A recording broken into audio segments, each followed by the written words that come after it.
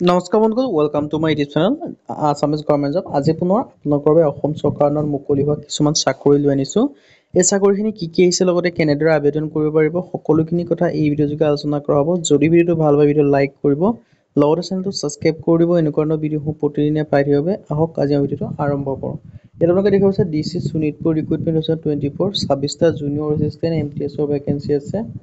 District commissioner Sonitpur ফালৰ পৰা ভেকেঞ্চিখিনি আছে। লাষ্ট ডেট আছে 25/4/2024 এপ্ৰিল মাহৰ 25 তাৰিখলৈকে ভেকেঞ্চিখিনিৰ কাৰণে আবেদন কৰিব পাৰিব। Office of the district commissioner Sonitpur ফালৰ পৰা ভেকেঞ্চিখিনি আহিছে। 26টা গ্ৰেড 3 আৰু গ্ৰেড 4 ভেকেঞ্চি আহিছে। জুনিয়ৰ এছিষ্টেণ্ট মাল্টিটাস্কিং ষ্টাফৰ ভেকেঞ্চি আহিছে।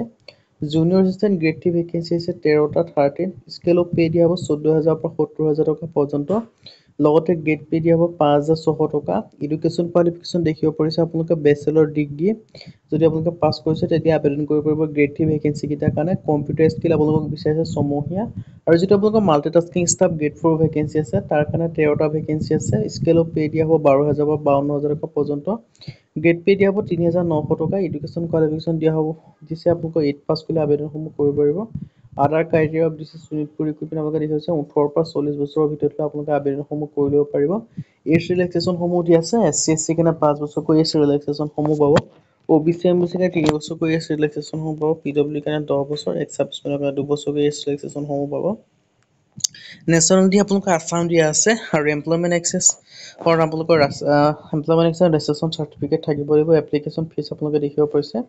আৰু লগতে হাউ টু এপ্লাই ভেকেঞ্চিখিনিৰ কাৰণে আবেদন কৰিবলৈ office of the district commissioner Sonitpur যিটো আপোনালোকে এড্ৰেছ দেখিছে এড্ৰেছটো আপোনালোকে নিজে হ'লেও এপ্লিকেশ্যন ফৰ্মখন দি থৈ আহিব পাৰে। আপোনালোকে ডাকঘৰযোগে হ'লেও আপোনালোকে দি থৈ আহিলে আপোনালোকৰ আবেদনসমূহ হৈ যাব। ডকুমেণ্টছবিলাক আপোনালোকে দেখিব পাৰিছে। এজ প্ৰুফৰ কাৰণে আপোনালোকে দিব লাগিব birth certificate, SSLC admit card, proof of education কোৱালিফিকেশ্যনৰ হাইয়েষ্ট ছেকেণ্ডেৰী পাছ চাৰ্টিফিকেট দিব লাগিব।